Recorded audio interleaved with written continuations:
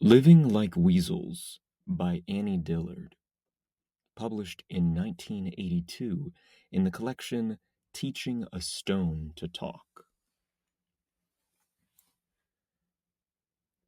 A weasel is wild. Who knows what he thinks? He sleeps in his underground den, his tail draped over his nose. Sometimes he lives in his den for 2 days without leaving. Outside, he stalks rabbits, mice, muskrats, and birds, killing more bodies than he can eat warm, and often dragging the carcasses home. Obedient to instinct, he bites his prey at the neck, either splitting the jugular vein at the throat or crunching the brain at the base of the skull, and he does not let go. One naturalist refused to kill a weasel who was socketed into his hand deeply as a rattlesnake. The man could in no way pry the tiny weasel off, and he had to walk 1/2 mile to water, the weasel dangling from his palm, and soak him off like a stubborn label. And once, says Ernest Thompson Seton, once a man shot an eagle out of the sky. He examined the eagle and found the dry skull of a weasel fixed by the jaws to his throat. The supposition is that the eagle had pounced on the weasel, and the weasel swiveled and bit as instinct taught him, tooth to neck, and nearly won. I would like to have seen that eagle from the air a few weeks or months before he was shot. Was the whole weasel still attached to his feathered throat, a fur pendant? Or did the eagle eat what he could reach, gutting the live weasel with his talons before his breast, bending his beak, cleaning the beautiful airborne bones? I've been reading about weasels because I saw one last week. I startled a weasel who startled me, and we exchanged a long glance. 20 minutes from my house, through the woods by the quarry and across the highway, is Holland's Pond, a remarkable piece of shallowness where I like to go at sunset and sit on a tree trunk. Holland's Pond is also called Murray's Pond. It covers 2 acres of bottomland near Tinker Creek with 6 inches of water and 6,000 lily pads.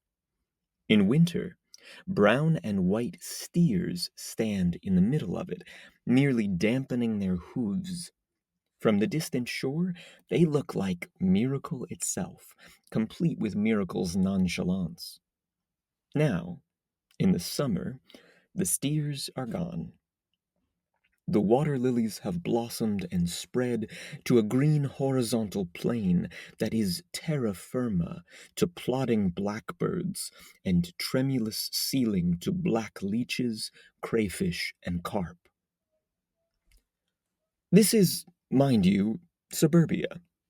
It is a 5-minute walk in 3 directions to rows of houses, though none is visible here.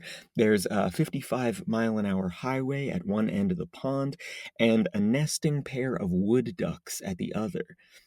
Under every bush is a muskrat hole or a beer can. The far end is an alternating series of fields and woods, threaded everywhere with motorcycle tracks, in whose bare clay wild turtles lay eggs. So, I had crossed the highway, stepped over 2 low barbed wire fences, and traced the motorcycle path in all gratitude through the wild rose and poison ivy of the pond's shoreline, up into high grassy fields. Then I cut down through the woods to the mossy fallen tree where I sit. The tree is excellent. It makes a dry, upholstered bench at the upper marshy end of the pond, A plush jetty raised from the thorny shore between a shallow blue body of water and a deep blue body of sky. The sun had just set. I was relaxed on the tree trunk, ensconced in a lap of lichen, watching the lily pads at my feet tremble and part dreamily over the thrusting path of a carp. A yellow bird just appeared to my right and flew behind me. It caught my eye. I swiveled around, and the next instant, inexplicably, I was looking down at a weasel who was looking up at me. Weasel! I'd never seen one wild before. He was 10 inches long, thin as a curve, a muscled ribbon, brown as fruit wood, soft-furred, alert. His face was fierce, small and pointed as a lizard's. He would have made a good arrowhead. There was just a dot of chin, maybe 2 brown hairs worth, and then the pure white fur that spread down his underside. He had 2 black eyes I didn't see, any more than you see a window. The weasel was stunned into stillness as he was emerging from beneath an enormous, shaggy wild rose bush 4 feet away. I was stunned into stillness, twisted backward on the tree trunk. Our eyes locked, and someone threw away the key. Our look was as if 2 lovers or deadly enemies met unexpectedly on an overgrown path when each had been thinking of something else. A clearing blow to the gut. It was also a bright blow to the brain, or a sudden beating of brains with all the charge and intimate grate of a rubbed balloon. It emptied our lungs. It felled the forest, moved the fields, and drained the pond. The world dismantled and tumbled into that black hole of eyes. If you and I looked at each other that way, our skulls would split and drop to our shoulders. But we don't. We keep our skulls. So, he disappeared. This was only last week, and already I don't remember what shattered the enchantment. I think I blinked. I think I retrieved my brain from the weasels and tried to memorize what I was seeing, and the weasel felt the yank of separation, the careening splash down into real life, and the urgent current of instinct. He vanished under the wild rose. I waited, motionless, my mind suddenly full of data and my spirit with pleadings, but he didn't return. Please do not tell me about approach avoidance conflicts. I tell you, I've been in that weasel's brain for 60 seconds, and he was in mine. Brains are private places, muttering through unique and secret tapes, but the weasel and I plugged into another tape simultaneously for a sweet and shocking time.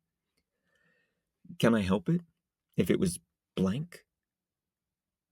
What goes on in his brain the rest of the time? What does a weasel think about? He won't say. His journal is tracks in clay, a spray of feathers, mouse blood and bone, uncollected, unconnected, loose leaf and blown. I would like to learn, or remember, how to live. I come to Holland's Pond not so much to learn how to live as, frankly, to forget about it. That is, I don't think I can learn from a wild animal how to live in particular. Shall I suck warm blood, hold my tail high, walk with my footprints precisely over the prints of my hands? But I might learn something of mindlessness, something of the purity of living in the physical sense and the dignity of living without bias or motive. The weasel lives in necessity, and we live in choice, hating necessity and dying at the last ignobly in its talons. I would like to live as I should, as the weasel lives as he should, and I suspect that for me the way is like the weasel's, open to time and death painlessly, noticing everything, remembering nothing, choosing the given with a fierce and pointed will. I missed my chance. I should have gone for the throat. I should have lunged for that streak of white under the weasel's chin and held on through mud and into the wild rose, held on for a dearer life. We could live under the wild rose as weasels, mute and uncomprehending. I could very calmly go wild. I could live 2 days in the den, curled, leaning on mouse fur, sniffing bird bones, blinking, licking, breathing musk, my hair tangled in the roots of grasses. Down is a good place to go, where the mind is single. Down is out of your ever-loving mind and back to your careless senses. I remember muteness as a prolonged and giddy fast, where every moment is a feast of utterance received. Time and events are merely poured, unremarked, and ingested directly, like blood pulsed into my gut through a jugular vein. Could two live that way? Could two live under the wild rose and explore by the pond, so that the smooth mind of each is as everywhere present to the other, and as received and as unchallenged as falling snow? We could, you know? We can live any way we want. People take vows of poverty, chastity, and obedience, even of silence, by choice. The thing is to stalk your calling in a certain skilled and supple way, to locate the most tender and live spot and plug into that pulse. This is a yielding, not fighting. A weasel doesn't attack anything. A weasel lives as he's meant to, yielding at every moment to the perfect freedom of single necessity. I think it would be well and proper and obedient and pure to grasp your one necessity and not let it go, to dangle from it limp wherever it takes you. Then, even death, where you're going to no matter how you live, cannot you part. Seize it, and let it seize you up aloft even, till your eyes burn out and drop.